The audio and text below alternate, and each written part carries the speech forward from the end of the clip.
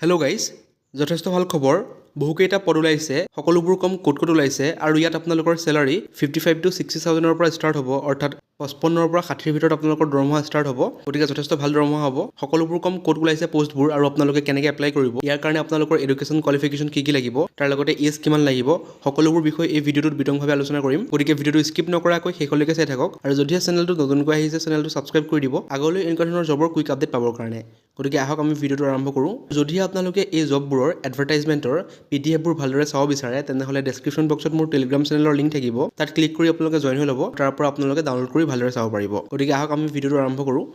দেখা পাইছে পোষ্টকেইটা আহিছে আপোনালোকৰ APGCLৰ ফালৰ পৰা, যোনটো আপোনালোকৰ Assam power generation corporation limited বুলি কোৱা হয় আৰু এই এক্সামটো কণ্ডাক্ট কৰিব APSC অৰ্থাৎ আছাম পাব্লিক ছাৰ্ভিচ কমিশ্যন। গতিকে পোষ্টকেইটা হৈছে আপোনালোকৰ এছিষ্টেণ্ট মেনেজাৰ আৰু জুনিয়ৰ মেনেজাৰ, টোটেল আপোনালোকৰ 66টা পোষ্ট আছে। এতিয়া আমি পোষ্টবোৰৰ বিষয়ে বিতংভাৱে চাওঁ আহক।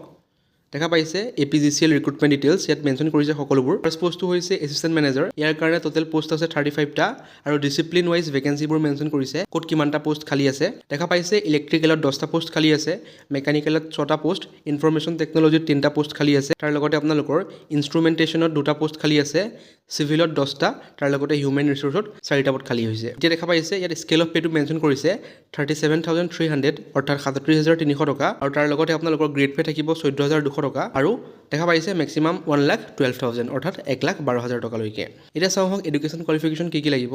দেখা পাইছে এডুকেশ্যন কোৱালিফিকেশ্যন এছিষ্টেণ্ট মেনেজাৰৰ কাৰণে যোনবোৰ ডিচিপ্লিন ৱাইজ মেনশ্যন কৰিছে electrical, mechanical, information technology, instrumentation, civil, ইয়াৰ কাৰণে আপোনালোকৰ বেচেলাৰ অফ ইঞ্জিনিয়াৰিং কৰা হ'ব লাগিব অৰ্থাৎ BE কৰা হ'ব লাগিব, নহ'লে বেচেলাৰ অফ টেকন'লজি কৰা হ'ব লাগিব অৰ্থাৎ BTech কৰা হ'ব লাগিব। আপোনালোকে এডভাৰটাইজমেণ্টত ভালদৰে চাই ল'ব, ইয়াত বিতংভাৱে মেনশ্যন কৰিছে। এতিয়া চাওঁ হওক আপোনালোকৰ মাৰ্কছ কিমান লাগিব। দেখা পাইছে percentage of marks, A minimum of 60% marks in qualifying examination of BE। গতিকে আপোনালোকৰ মিনিমাম 60% মাৰ্কছ থাকিব লাগিব BE বা BTechত। তাৰ লগতে যদিহে আপোনালোকে SC বা ST কেণ্ডিডেট হয় তেতিয়াহ'লে আপোনালোকৰ মিনিমাম 50% মাৰ্কছ থাকিব লাগিব, তেতিয়া আপোনালোকে এই পোষ্টবোৰত এপ্লাই কৰিব পাৰিব। এতিয়া চাওঁ হওক এছিষ্টেণ্ট মেনেজাৰ হিউমেন ৰিচোৰ্চৰ কাৰণে কি আপোনালোকৰ কোৱালিফিকেশ্যন লাগিব। দেখা পাইছে candidate must have 2 year full time degree of master in business administration. গতিকে আপোনালোকৰ MBA কৰা হ'ব লাগিব, নহ'লে আপোনালোকৰ PGDM কৰা হ'ব লাগিব, post graduate diploma in management কৰা হ'ব লাগিব, তেতিয়াহ'লে আপোনালোকে এই এছিষ্টেণ্ট মেনেজাৰ হিউমেন ৰিচোৰ্চ পষ্টটোত এপ্লাই কৰিব পাৰিব। ইয়াৰ কাৰণে আপোনালোকৰ মাৰ্কছটো লাগিব 60%, ছেম হয় আপোনালোকে 60% মাৰ্কছ পাব লাগিব, তেতিয়াহে আপোনালোকে এই পষ্টটোত এপ্লাই কৰিব পাৰিব। দেখা পাইছে যদিহে আপোনালোকে ST বা SC হয় তেতিয়াহ'লে 55 পালেও আপোনালোকে এই পষ্টটোত এপ্লাই কৰিব পাৰিব। এতিয়া চাওঁ হওক ছেকেণ্ড পষ্টটো দেখা পাইছে জুনিয়ৰ মেনেজাৰ, ইয়াৰ কাৰণে আপোনালোকৰ টোটেল 31টা পোষ্ট আছে আৰু ইয়াতো ঠিক তেনেদৰে ডিচিপ্লিন ৱাইজ ভেকেঞ্চিবোৰ মেনশ্যন কৰি দিছে।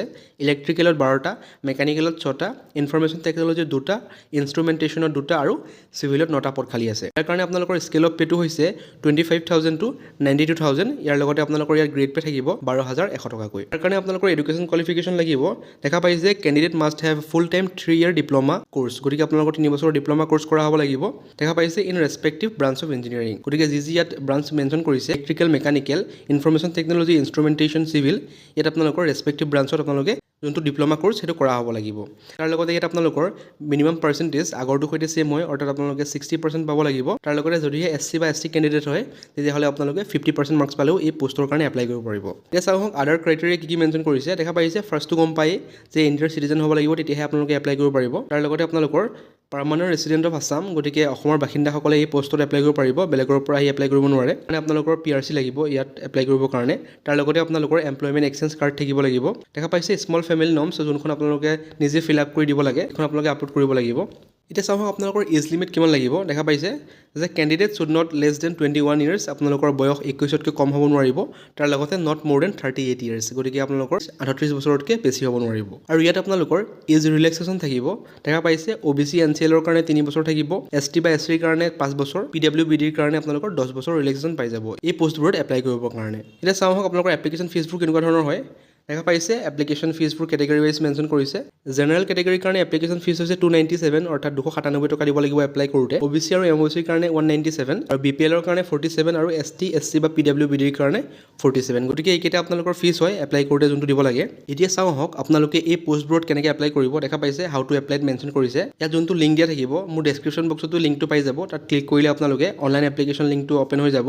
অ'পেন হোৱাৰ পাছত আপোনালোকে পাৰ্চনেল আৰু এডুকেশ্যনেল ডিটেইলছবোৰ ফিল আপ কৰিব লাগিব, অৰ্থাৎ আপোনালোকৰ নাম, এড্ৰেছ সকলোবোৰ ফিল আপ কৰিব লাগিব। তাৰ পাছত আপোনালোকে নিজৰ পাছপৰ্ট সাইজ ফটোগ্ৰাফ আপলোড কৰিব লাগিব আৰু আপোনালোকৰ সিগনেচাৰ আপলোড কৰিব লাগিব তাৰ পাছত এপ্লিকেশ্যন ফিটো পে কৰি আপোনালোকে এপ্লিকেশ্যনখন সাবমিট কৰিব লাগিব তাৰ পাছত আপোনালোকে নিজৰ এপ্লিকেশ্যন ফৰ্মখন প্ৰিন্ট আউট কৰি ৰাখি দিব এতিয়া চাওঁ হওক ইম্পৰ্টেণ্ট ডেটবোৰৰ বিষয়ে যে কেতিয়াৰ পৰা আপোনালোকৰ অনলাইন এপ্লিকেশ্যন ষ্টাৰ্ট হ'ব দেখা পাইছে starting date of submission of online application যোনটো আপোনালোকৰ জুনিয়ৰ মেনেজাৰ পোষ্ট আছে তাৰ কাৰণে অনলাইন এপ্লিকেশ্যন ষ্টাৰ্ট হ'ব 22 জুলাইৰ পৰা আৰু লাষ্ট ডেটটো হৈছে 21 আগষ্ট এইটো আপোনালোকৰ জুনিয়ৰ মেনেজাৰৰ কাৰণে ঠিক তেনেদৰে যোনটো আপোনালোকৰ এছিষ্টেণ্ট মেনেজাৰৰ পদ আছে তাৰ কাৰণে অনলাইন এপ্লিকেশ্যন ষ্টাৰ্ট হ'ব 24 জুলাইৰ পৰা আৰু থাকিব 23 আগষ্টলৈকে গতিকে দুইটাৰ কাৰণে বেলেগ বেলেগ হয় ডেটবোৰ ভালদৰে আপোনালোকে চাই ল'ব আৰু যদিহে আপোনালোকৰ কোৱালিফিকেশ্যনৰ লগত মিলে তেনেহ'লে এই পোষ্টবোৰত এপ্লাই কৰিব পাৰে যথেষ্ট ভাল পোষ্ট হয় আৰু যদিহে ভিডিঅ'টো ভাল পালে তেনেহ'লে চেনেলটো ছাবস্ক্ৰাইব কৰি দিব আৰু এটা লাইক কৰি দিব আগলৈ এনেকুৱা ধৰণৰ জবৰ কুইক আপডেট পাবৰ কাৰণে থেংক ইউ